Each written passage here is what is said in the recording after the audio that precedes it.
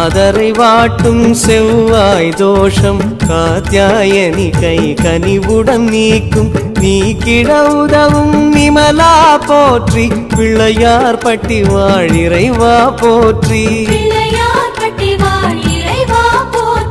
நறுமண புகையை விரும்பிடும் கன்றே திருமண மாலை காட்டுதல் நன்றே கைகாட்டி கணபதி திருவடி சரணம்.